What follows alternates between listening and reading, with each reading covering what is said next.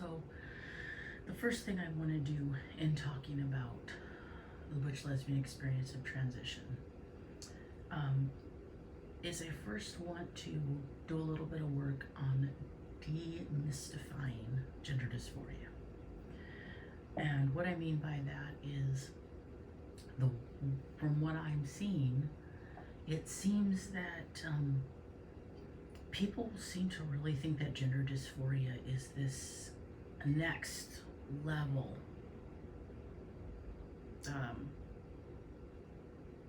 thing, like almost like it's not just a normal emotional or mental health issue.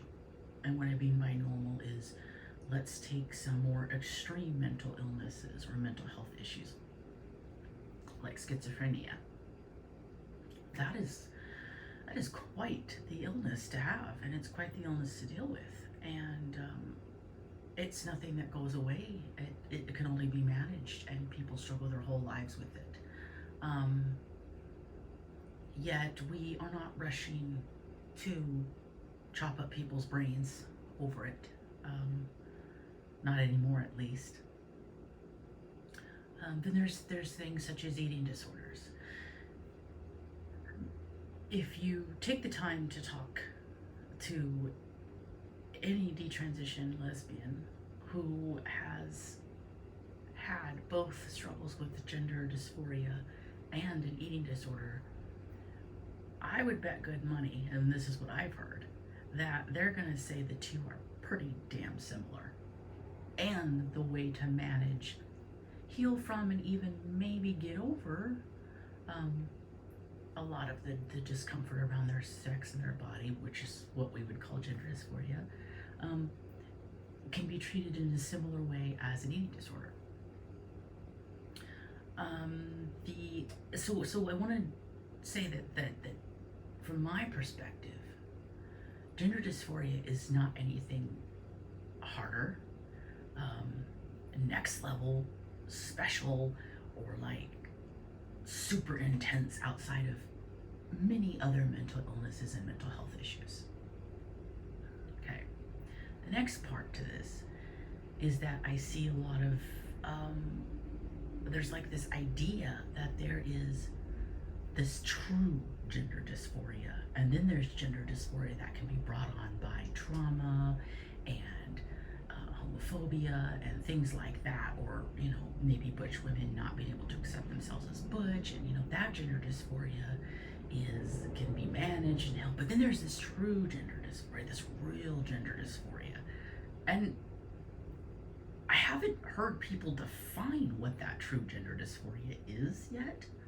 But I would encourage, if you have this kind of mindset, to think about what you mean by the true gender dysphoria, or why you're disconnecting certain types of gender dysphoria from other types of gender dysphoria. I mean, first of all, just defining what gender dysphoria is very difficult, but for the sake of this video, let's define it as uncomfortability, a severe uncomfortability with your body, particularly around your sex. Some people like to separate gender dysphoria, which is being uncomfortable about your like place in the world as, say, a woman, being uncomfortable with being a woman in the world and how you're treated and how you're perceived, versus sex dysphoria, which is just a very severe uncomfortability with your genitalia, with your sexed body. It can be as extreme as feeling phantom limb, or kind of like a phantom limb, phantom penis, like you feel like there should be a penis there. I have actually a friend who experienced this. She never transitioned. She is a desister. She identified as a trans man for a while. She was approaching medical transition, and then she ended up coming across some resources that kind of helped her work through her discomfort around her body and things like that. But she had phantom penis. She had these feelings that something was missing, that it should be there, that it was there. And I mean, it's very interesting. The mind, we know from every other science and from every other, study, if you take trans out of it, we know that the mind can create feelings and situations and hallucinate as well. Things that aren't there, but they seem very real to the person experiencing them. Schizophrenia, for example. So let's just have some critical thinking around what gender dysphoria is. Let's demystify it. Let's think about what it is exactly. I think the other thing is people think that true gender dysphoria is something innate or something that someone with true gender dysphoria has had it since they were a kid. And I would also ask why having it as a kid means more than getting it later in life, because there's many reasons that children would hate their sex and or their genitalia. Sexual abuse is one, major one, and I have talked to some individuals that did in fact transition, and said that that transition made them feel like they could live with themselves, but they also said they didn't believe in true gender dysphoria. They know their gender dysphoria came from child abuse, but they couldn't figure out any other way to deal with it. And I have nothing to say to that, because they were adults, and I think they were logically understanding where their gender dysphoria came from, and then also understanding that that's the way they were going to deal with it. So, I mean, nothing to say to that.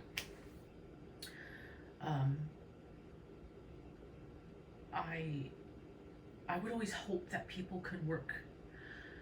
I always hope that people can heal from their issues and their traumas and their gender dysphoria without medicalizing their bodies. But maybe sometimes there are those rare people that is their route out. And the key here is rare. I'm not to be nuanced about this. I'm not going to sit here and say that no adult ever could ever feel better after transition. I don't know if that's true, because I don't personally know every adult and I'm not in their shoes. But I think it's fair to bring up some of these criticisms. I think it's fair to bring up some of these questions. I think it's fair to analyze these things and to think critically about them, especially when it comes to butch lesbians. So let's think about that. Let's think about what true gender dysphoria is. The other part of true gender dysphoria I've heard is people saying that true gender dysphoria would be just a gender dysphoria that comes from nowhere. No trauma, no issues. They just happens. They're born with it. I find that really hard to believe. I think that everything has a cause. And I don't think it's very logical that someone would be born hating their body. This doesn't make any sense. I also, some people believe that there is a sexed brain, like a brain of a man in a woman's body. I focus on lesbians, so I'm just gonna talk from that perspective. A butch lesbian is a masculine woman, right? Okay, so then the logic would be, she has the brain of a man, and the body is mismatched with the brain, so we have to align these things, and we have to change the physical body to a more masculine presentation to align the brain to the body. Okay. Does that make any logical sense, though? Like, we don't have any proof that the brain is sexed really one way or the other in any major way that we can identify. There's things here and things there, and there's little studies here that point to this and that, but again, we don't even really 100% understand the structures of the brain. So we can say, look, this structure looks the same as this structure in this sex and that sex, but like, what is that structure exactly? What does it do? How does it interact? And can it be affected by outside stimuli? So, I mean, we just don't understand the brain enough to even make that assumption. So let's go ahead and take that reasoning and say that there could be a brain born in the wrong body. But again, like, how logical is that? And then if that is the case, is medical transition still the best route? I mean, these are a lot of questions. So I really want people, I want lesbians to really think. Lesbians and bisexual women. You know what, when I say lesbians, let's just throw the bisexual women in there too. Women who love women, you know. When women who love women and who care about women, let's think about what gender dysphoria means to a lesbian. Let's talk about what gender dysphoria means to a butch lesbian. Let's think about all the ways and all the reasons she could have gender dysphoria. And let's not put it on a pedestal. We're doing nobody any favors by putting gender dysphoria on a pedestal. I started having gender dysphoria. You know, honestly, if I was, not to be one of those people, but if I had been born more recently and been a kid now, I would have been diagnosed with gender dysphoria as a child as well. However, I would say that the very, very extreme gender dysphoria came on when I was around 13, when puberty hit, and just progressively got worse. So I have lived with it for many years, and I did transition, and I did feel some relief during transition, but I felt like I traded a group of issues for another group of issues, and in the end it wasn't worth it, and it didn't pan out, so it didn't outweigh any of the other issues, and so I detransitioned. So I've had the experience of all of these things coming along. So believe me when I say, from my perspective, gender dysphoria isn't that special. It's just an emotional, mental health issue. It's a mental health issue, like any other issue, and we can treat it with mental health.